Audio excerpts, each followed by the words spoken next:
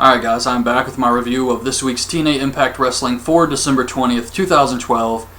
And overall, I felt like this was kind of an average show. Like they did the bare minimum because it's almost Christmas. And there wasn't a lot of wrestling. But despite all that, I still found myself being entertained by most of the stuff on this show. I liked Christopher Daniels, Kazarian, Santa Claus, that whole segment. And Jeff Hardy, Austin Aries had a good match, but it's been done, and it's been done better. So just kind of an okay show this week. It was Championship Thursday, and it starts off with Kurt Angle. He's limping to the ring after the Aces and Eights attacked him. And he challenges Devon for the TV title. So Devon comes out with the Aces, and then Kurt Angle's motley crew of Wes Briscoe, Garrett Bischoff, and Samoa Joe come out to defend him. So they're all at ringside. They all start brawling. The ref kicks them all out. Devon works the leg. Angle kicks out of the spine buster. Angle gets Devon in the ankle lock. And the Aces and Eights come back out. Kurt Angle's team comes back out. And the referee's distracted. The mustache member of the Aces and Eights runs in the ring, hits Kurt Angle in the back with a pipe, and Devon covers him for the win. Brooke Hogan has to pick Tara's opponent for later. And she has Mickie James, ODB, Velvet Sky, and Miss Tessmacher in her office. And she eliminates ODB first because she needs to be at home with Eric Young while he's injured. Kenny King promo, he says that Impact Wrestling is where dreams come true. Even though he hasn't even been on TV for months until these past couple weeks. But he says this is where dreams come true.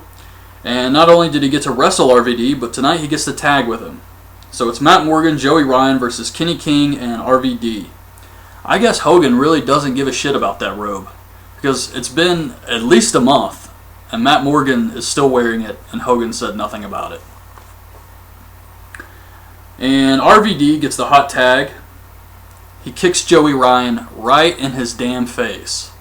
This was just brutal. He throws his head into the turnbuckle, and then Joey Ryan's like selling the turnbuckle shot, and he just kicks him right in his face. It's like, man, come on. Try to be a little more careful. I mean, you kicked Abyss's teeth down his throat. I hope he apologized for that. But Kenny King and RVD dropkick Morgan off the apron. He gets back in. He's pissed off. Kenny King looks at him.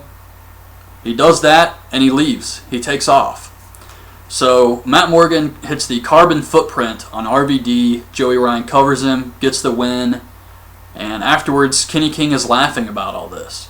So what I think is going to happen, they're building up this Kenny King-RVD feud.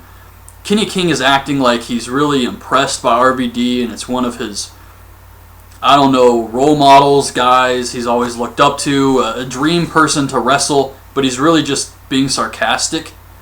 And eventually he's going to start making fun of RVD or something like that. But yeah, I definitely see Kenny King turning heel here and feuding with RVD. And Matt Morgan has horrible tattoos. It's like every single tattoo this guy gets looks like shit. I mean, what is he thinking when he goes in that place? Golly. So Kazarian says that it's almost Christmas and he has a surprise for his fans. Hogan comes out. He says TNA has become a full-fledged monster in 2012. And the fans can vote for the greatest Impact wrestler. And they'll announce the winner January 3rd. I hope this voting isn't rigged like WWE's. The Aces and Eights come out. Devon says 2012 was the year of the Aces and Eights. They surround the ring and Bully Ray comes and chases them away. Jeff Hardy cuts a promo on Austin Aries, says he beat him twice, and he's going to beat him again tonight. Brooke Hogan eliminates Miss Tessmacher, since she's already won the title and has proven herself. What? That sounds like a reason to pick her, not eliminate her. Kazarian comes out with some presents. There's a chair in the ring, a Christmas tree. And he has Christopher Daniels come out, and then his special guest, Santa Claus. So Christopher Daniels sits on Santa Claus's leg, and he says that he wants to give his Christmas wish to AJ's kids because their father is such a loser. James Storm comes out and says they're making a joke of Christmas. He super kicks Santa Claus. It was kind of just a holiday segment here. A lot of comedy. Austin Aries says that... Actually, this was awesome. Austin Aries is cutting a promo, and he asks the cameraman if he can hear his inner thoughts.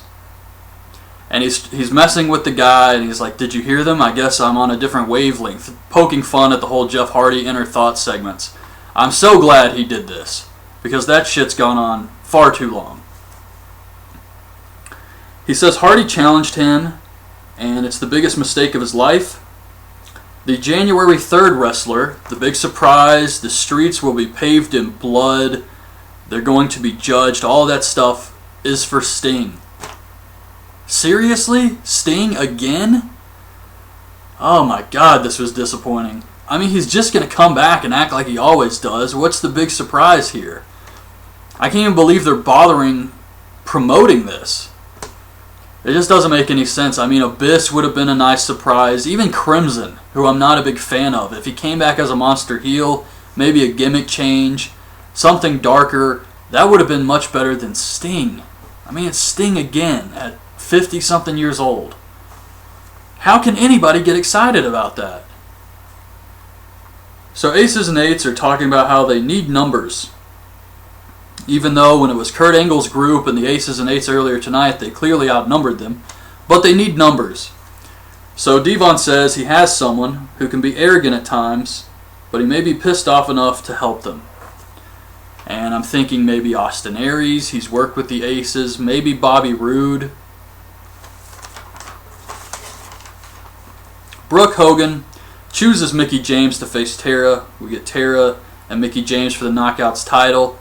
This was an okay match. Mickie hits the DDT, but Jessie pulls her out of the ring. She dives on him, and then Tara knees Mickie in the face for the win. Another Joseph Park training video. He sucks. He's learning how to run the ropes. He's doing a terrible job. The trainer's yelling at him, and some guy elbows him in the face, and he starts bleeding orange blood. Nobody makes me bleed orange blood. And he snaps and hits the black hole slam on this guy. Austin Aries versus Jeff Hardy 3 for the world title. The ref takes a bump. Austin Aries low blows Hardy and hits the brain buster. Another ref runs out, but Bobby Roode pulls him out, hits the spine buster on Aries. Jeff Hardy hits the twist of fate and the swanton for the win. I'm not really sure where they're going to go with this. I mean, they could do Austin Aries versus Bobby Roode, but they're both supposed to be heels. And then you also have Jeff Hardy, who it kind of leaves him without anything to do. So I'm wondering if this is just going to be a triple threat situation. And the final segment is in the parking lot. Hulk Hogan says that he has plans to get the main event scene situated in 2013. And then he sees Bully Ray making out with Brooke Hogan. He gets in his car and he drives off. Poor Hulkster.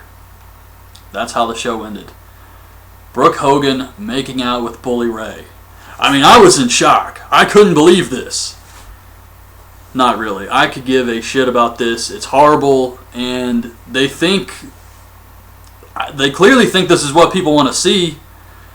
So don't expect this to stop anytime soon. I don't even know where this is going to lead to, I guess. Maybe a fake wedding on TNA or something like that. One of those like ODB Eric Young situations where Bully Ray's going to marry Brooke Hogan. I don't know. I mean, Bully Ray's going to try to earn Hulk Hogan's trust. Oh, it's just so bad. I really don't care. But I see something like that happening. Bully Ray tries to earn his trust. He eventually joins the Aces and Eights, I hope. But yeah, this was... I just don't care for this storyline at all. I don't know anybody who does. But the Aces and Eights, they looked weak again on this show. And they're going to get somebody to join them. And it looks like it's going to be Austin Aries, Bobby Roode, and Jeff Hardy in a triple threat situation now. So that was pretty much it. Not a lot of wrestling on this show. But Christopher Daniels and Kazarian are amazing heels, and I look forward to what they plan to do with these guys. Hopefully something that doesn't involve AJ Styles, but I still got a bad feeling about that. They just need to have AJ Styles feud with James Storm, Christopher Daniels and Kazarian. I don't know what they do with these guys. But yeah, that was pretty much it this week. Not the best show ever, but it was entertaining. So anyways, that's my review. Hope you guys liked the video. Leave your thoughts on this week's show in the comments, and thanks for watching.